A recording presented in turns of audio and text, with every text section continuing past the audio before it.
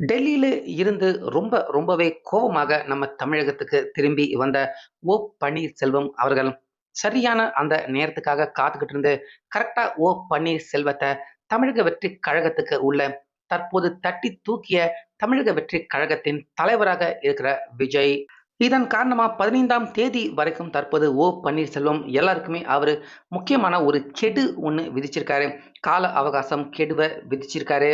இத கேட்டுட்டு தான் தற்போது பாஜக, அதேபோல அதிமுக, இந்த பக்கம் திமுக, இன்னும் எல்லா கட்சியினர்களுமே தற்போது பன்னீர்செல்வம் அவர் எடுத்திருக்க இந்த முடிவ கேட்டு, அவங்க எல்லாருமே அடுத்தடுத்துன்னு அதிர்ச்சி அடைய ஆரம்பிச்சுக்கிட்டு வராங்க.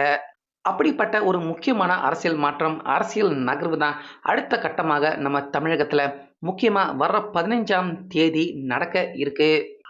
அப்படி பன்னீர்செல்வம் அவர்கள் டெல்லிக்கு போயிருந்தாரு. டெல்லியில இருந்து எதுக்காக அவரு ரொம்ப கோவமாகவும், அதிருப்தியாகவும் நம்ம தமிழகத்துக்கு திரும்பி வந்திருக்காரு.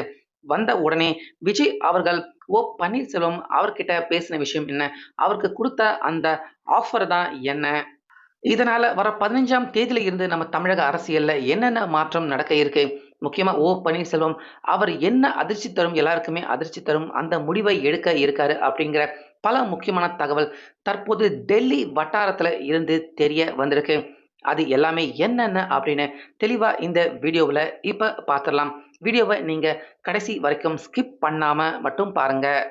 எடப்பாடி பழனிசாமி அவர்கள் அதிமுகவுல இருந்து பன்னீர்செல்வம் அவர வெளிய அனுப்புனதுக்கு அப்புறமா, வேற வழி இல்லாம பாஜக அவங்களுடைய கூட்டணிக்கு உள்ள அவங்களுடைய கட்சிக்கு உள்ளயே அப்படிங்கிற மாதிரி பன்னீர்செல்வம் அவரு போய் சேர்ந்திருந்தாரு. சேர்ந்த கையோட தான் நாடாளுமன்ற எலக்ஷன்ல ராமநாதபுரம் மாவட்டத்துல பன்னீர்செல்வம் அவரு போட்டியிட்டாரு. ஆனாலுமே அந்த போட்டியில பன்னீர்செல்வம் அவரால எம்பி ஆக முடியல, ஜெயிக்கவும் முடியல. ஆனாலுமே பன்னீர்செல்வம் அவர்கள் என்னமோ தொடர்ந்து பாஜக கட்சி ஆதரவாளராக தான் அவர் இருந்தாரு. ஆனாலுமே நம்ம தமிழ்நாட்டுக்கு மோடி அவர்கள், அதேபோல அமித்ஷா இவங்க யாருமே வர்றப்ப பெருசா பன்னீர்செல்வம் அவர கண்டுக்கிறதில்ல. அவர் பார்க்க முயற்சி பண்ணாலும் அவர பார்க்கவும் விடுறதில்ல. இதனால ஒரு அதிருப்தி காரணமாக அவங்களுடைய கூட்டணிக்கு உள்ள இருந்தும் பன்னீர்செல்வம் அவரு வெளிய வந்துட்டாரு. இதே மாதிரியான காரணத்த தான் டிடிவி தினகரன் அவருமே சொல்லி, என்டிஏ கூட்டணியில இருந்து பன்னீர்செல்வம் அதேபோல டிடிவி 2 பேருமே சமீபத்தில தான் பாஜக கூட்டணியில நாங்க இல்ல அப்படின்னு வெளியேயும் வந்திருந்தாங்க. அப்படி வந்த பன்னீர்செல்வம் அவர்கள் அடுத்த கட்டமா ஏன்னா 2026 எலக்ஷன் வரப்போது, எந்த கட்சியில போய் அவர் இணைய போறாரு அப்படிங்கிற ஆர்வம், எதிர்பார்ப்பு எல்லார்கிட்டயுமே எழ ஆரம்பிச்சது. ஏன்னா சமீபத்தில முதலமைச்சர் கிட்ட பன்னீர்செல்வம் அவர் பேசுற மாதிரியான புகைப்படங்கள் எல்லாமே வெளியாயிட்டு இருந்தது. அதேபோல இந்த பக்கம் தமிழக வெற்றிக் கழகமா, இல்ல எங்கேயுமே வேண்டாம், புதுசா கட்சிய துவங்க போறாரா பன்னீர்செல்வம் அப்படின்னு எல்லாருமே ஆர்வமா எதிர்பார்த்துக்கிட்டு இருந்தாங்க. பன்னீர்செல்வம் அவருடைய அடுத்த கட்ட அரசியல் நகர்வு என்ன அப்படின்னு. இந்த முக்கியமான சூழ்நிலையில தான் செங்கோட்டையன் அவர்கள் ஏற்கனவே அதிமுகவ விட்டு வெளியே வந்திருக்க இந்த நேரத்துல, நேரடியா அவரு தமிழக வெற்றிக் கழகத்துல போய் தன்னை இணைச்சுக்கிட்டாரு. செங்கோட்டையன் அவர்கள் இணைஞ்ச கையோட அப்ப இருந்து இப்ப வரைக்கும் அவ்வப்பொழுது பன்னீர்செல்வம் அவர தமிழக வெற்றிக் கழகத்துக்கு உள்ள கொண்டு வரதுக்கான எல்லா வேலையையுமே தீவிரமாக செங்கோட்டையன் அவர்கள் ஈடுபட்டுக்கிட்டு வராரு. இந்த சூழ்நிலையில் தான் இப்ப திடீர்னு டெல்லி தலைமை பன்னீர்செல்வம் அவர கூப்பிட்டாங்களா தெரியல. இல்ல இவரா போனாரா அப்படின்னும் தெரியல. இப்ப 2, 3 நாட்களுக்கு முன்னாடி திடீர்னு டெல்லிக்கு போன பன்னீர்செல்வம் அங்க கிட்டத்தட்ட வெறும் 20 நிமிஷம் மட்டும் தான். 20 நிமிஷம் அமித்ஷா அவர நேரடியாக பார்த்து சில விஷயங்கள பன்னீர்செல்வம் அமித்ஷா அவர்கிட்ட பேசியிருக்காரு. பேசின கையோட போனதும் தெர்ல, வந்ததும் தெர்ல அப்படிங்கிற மாதிரி 20 நிமிஷம் பேசிட்டு, உடனே அடுத்த ஃப்ளைட்லயே புறப்பட்டு நம்ம தமிழகத்துக்கு பன்னீர்செல்வம் அவர்கள் நேற்று காலையிலேயே அவரு வந்திருந்தாரு. வந்த கையோட ஏர்போர்ட்லயே வச்சு பத்திரிக்கையாளர்கள் நெறைய பேர் சரமாரியான கேள்விய பன்னீர்செல்வம் அவர்கிட்ட எழுப்பியிருந்தாங்க. அதுல மிக முக்கியமான கேள்வி, ஏற்கனவே என்டிஏ கூட்டணியில இருந்து நீங்க வெளிய வந்துட்டீங்கல்ல. திரும்பவும் எதுக்காக நீங்க அமித்ஷா அவர டெல்லியில போய் சந்திச்சீங்க? அப்படிங்கிற இந்த முக்கியமான கேள்வி பன்னீர்செல்வம் அவர்கிட்ட எழுப்பப்பட்டிருந்தது. அதுக்கு பன்னீர்செல்வம் அவர்கள் ஒரு மரியாதை நிமித்தமாக தான் இந்த சந்திப்பு நடந்துச்சு. இந்த சந்திப்புக்கு பின்னாடி எந்த ஒரு விஷயமும் இல்ல அப்படிங்கிற மாதிரி தான் பன்னீர்செல்வம் அவர்கள் சொல்லி சமாளிச்சு இருந்தாரு.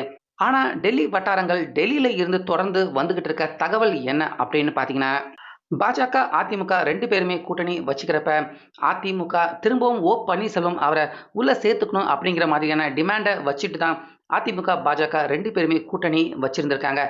அத இப்ப செயல்படுத்தணும். தன்னை மீண்டும் அதிமுக கட்சிக்கு உள்ள சேர்த்து விடணும். அதாவது சேர்க்கறதுக்கான உதவிய பாஜக செய்யணும் அப்படிங்கிற அந்த ரிக்வெஸ்ட்ட தான் தற்போது பன்னீர்செல்வம் அவர்கள் நேரடியாக எலக்ஷனுக்கு முன்னாடி தன்னை எப்படியாவது அதிமுகவுக்கு உள்ள திரும்பவும் சேர்க்கறதுக்காக பாஜக உதவி பண்ணணும் அப்படின்னு அந்த உதவிய கேட்கறதுக்காக தான் பன்னீர்செல்வம் அவர்கள் டெல்லியில போய் அமித்ஷா அவரை சந்திச்சிருக்காரு. வெறும் 20 நிமிடம் மட்டுமே இந்த பேச்சுவார்த்தை நடந்திருக்கு. ஆனா இந்த பேச்சுவார்த்தையில சுமூகமான முடிவு எட்டப்படல. அதாவது பன்னீர்செல்வம் அவர்கள் கேட்டுக்கிட்டபடி திரும்பவும் அதிமுகவுக்கு உள்ள பன்னீர்செல்வம் அவரை இணைக்கிறதுல மிகப்பெரிய பிரச்சனை இருக்கு. அதனால அந்த பிரச்சனைக்கு உள்ள நாங்க தலையிட தயாராக இல்ல. அதாவது பாஜக தலையிட தயாராக இல்ல. அதனால நாங்க உங்களுக்கு எந்த ஒரு வகையிலுமே உதவி பண்ண முடியாது அப்படிங்கிற மாதிரி அமித்ஷா அவர்கள் பன்னீர்செல்வம் அவர்கிட்ட சொன்னதா தெரிய வந்திருக்கு. இதன் காரணமாக தான் வேற வழி இல்லாம அடுத்து தன்னுடைய அரசியல் நகர்வு என்ன அப்படின்னு தெரியாம கோபமாக பன்னீர்செல்வம் அவர்கள் நம்ம சென்னைக்கு திரும்பியிருக்காரு. இந்த நேரத்துல தான் உடனடியாக, அதிரடியாக தமிழக வெற்றிக் கழகத்தின் தலைவரான விஜய் அவர்கள் பார்த்தீங்கன்னா, முக்கியமான அவருடைய கட்சி அரசியல் நகர்வ நகர்த்தியிருக்காரு. செங்கோட்டையன் அவர வச்சு நகர்த்தியிருக்காரு. அதாவது பன்னீர்செல்வம் நம்ம சென்னைக்கு வந்து அவரு இறங்கறதுக்கு முன்னாடியே செங்கோட்டையன் அவர வச்சு தமிழக வெற்றிக் கழகத்துல பன்னீர்செல்வம் அவர்கள் வந்து எப்படியாவது இணையணும் அப்படிங்கிற ரிக்வெஸ்ட்ட முதல் ஆளா தமிழக வெற்றிக் கழகம் தரப்புல இருந்து பன்னீர்செல்வம் அவர்கிட்ட குடுக்கப்பட்டிருக்கு. அதன் காரணமாக தான் பன்னீர்செல்வம் அவர்கள் பிரஸ் மீட்டாளர்கள் சந்திப்பில கூட வர்ற 15ஆம் தேதி மிக முக்கியமான முடிவு நான் எடுக்கப் போறேன் அப்படிங்கிறத வெளிப்படையாக பன்னீர்செல்வம் அவர்கள் சொல்லியிருந்தாரு. அதாவது பன்னீர்செல்வம் அவர்கள் எந்த நிலைப்பாட்டுல அவர் இருக்காரு அப்படின்னா, தமிழக வெற்றிக் கழகத்துக்கு உள்ள அவர் இணையறதுக்கு தயாரா தான் இருக்காரு. ஆனா ஒரு உறுப்பினராக பன்னீர்செல்வம் அவர்கள் இணைய தயாராக இல்ல. அதுக்கு நேர்மாறாக ஒரு கட்சி ஒண்ண துவங்கிட்டு, அந்த கட்சிய கொண்டு போய் தமிழக வெற்றிக் கழகத்தின் கூட்டணி கட்சியாக இணையற அந்த ஐடியாவுல தான் தற்போது பன்னீர்செல்வம் அவர்கள் இருக்காரு. அது மட்டும் இல்லாம ஏற்கனவே அதிமுகவை ஒருங்கிணைக்கும் ஒரு அமைப்பு அப்படிங்கிற அந்த அமைப்ப தற்போது பன்னீர்செல்வம் அவர்கள் நடத்திட்டு தான் இருக்காரு. அந்த அமைப்புக்கு தலைவராக பன்னீர்செல்வம் அவர் தான் இருக்காரு. இப்போதைக்கு அந்த அமைப்ப அப்படியே ஒரு கட்சியாக மாத்திட்டு, அதாவது வர 15ஆம் தேதி பன்னீர்செல்வம் அவர்கள் அவரு அதிமுகவ ஒருங்கிணைக்கக்கூடிய ஒரு அமைப்பு வச்சிருக்காரு. அந்த அமைப்ப அப்படியே ஒரு கட்சியாக மாத்திட்டு அந்த கட்சிய தான் தற்போது தமிழக வெற்றிக் கழகத்தின் கூட்டணி கட்சியாக 2026 சட்டமன்ற தேர்தலுக்கு முன்னாடி கூட்டணி கட்சியாக தற்போது பன்னீர்செல்வம் அவர்கள் அடுத்த கட்ட அரசியல் நகர்வ இந்த மாதிரி விஜய் அவர் கூட கட்சிக்கு உள்ள போய் இணையல. ஆனாலுமே கூட்டணி கட்சியாக விஜய் அவர் கூட போய் சேர இருக்காரு பன்னீர்செல்வம்.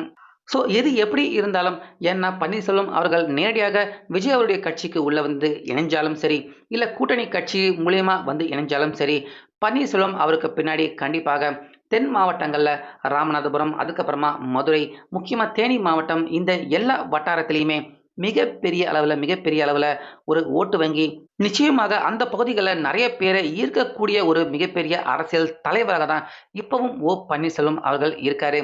அதேபோல திமுக கடந்த 4 வருஷமா அவங்க மக்கள் மேல காட்டியிருக்க அந்த வெறுப்பு ஆட்சி, அதேபோல விஜய் அப்படிங்கிற அந்த ஒரு மிகப்பெரிய நபருடைய முகம், பத்தாக்குறைக்கு பன்னீர்செல்வம் அப்படிங்கிற அந்த பழக்கப்பட்ட அந்த பகுதிகளுக்கு மக்களுக்கு பழக்கப்பட்ட முகம்.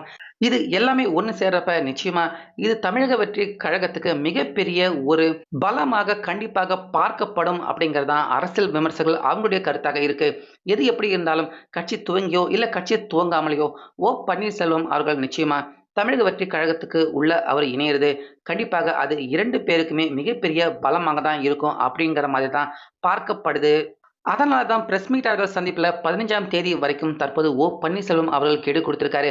ஒருவேளை இந்த 15ஆம் தேதிக்கு உள்ள பன்னீர்செல்வம் அவருக்கு திரும்பவும் அதிமுகவுக்கு உள்ள போறதுக்கு அவருக்கு அழைப்பு ஒருவேளை குடுக்கப்பட்டா, கண்டிப்பா அதிமுகவுக்கு உள்ள போறதுக்கு தயாராக இருக்காரு பன்னீர்செல்வம்.